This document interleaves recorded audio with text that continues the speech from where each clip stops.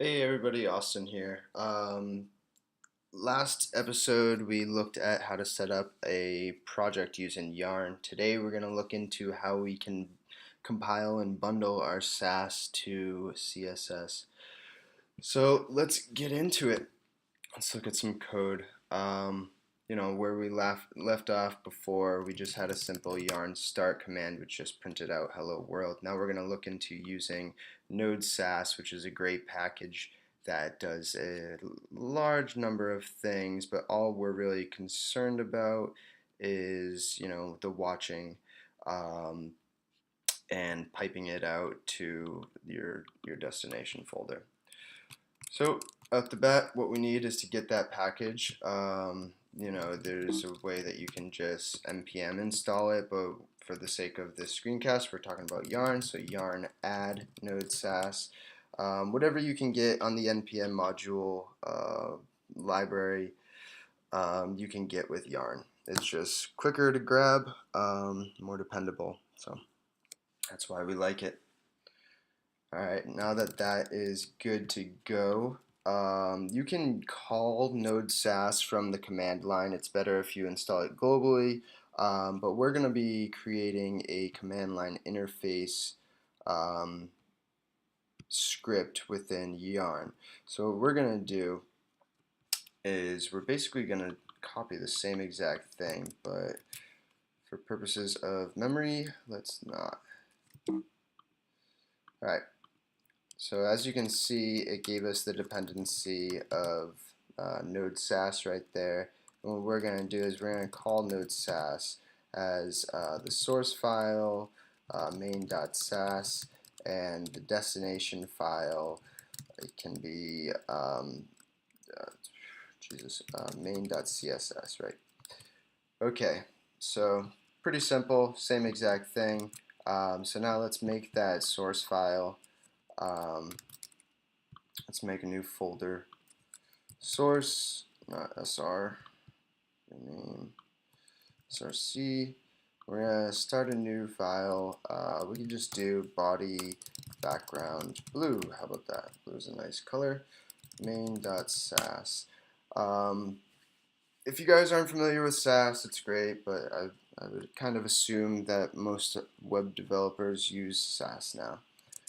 Alright, now let's get going on that script. So in the package JSON, we just called it CSS. So let's do yarn CSS.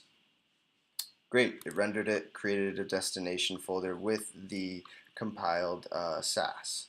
That's great and all, but I don't want to keep running this script all the time. So how about we make a watch command for that, huh? So what we're going to do is we're going to do watch :CSS. You can really set it up however. This is just a nice naming convention that I've gotten used to. So now we're going to call yarn CSS, which calls that node script, and then we're going to pass in another parameter to it, which is the watch flag. So now if we do yarn watch CSS, we could see that it's watching, which is good. So I have my CSS up here, and I've got my Sass to the right. And now what I'm going to do is I'm just going to mess around with some things. It's a nested div selector in there, and let's just do the color is, let's just do white, right?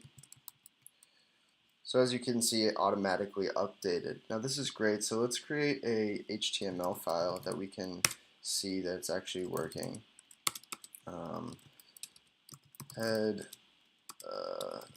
link rel equals style sheet, source here, href rather, is destination dot main dot css, and for let's have a title, huh? Not time.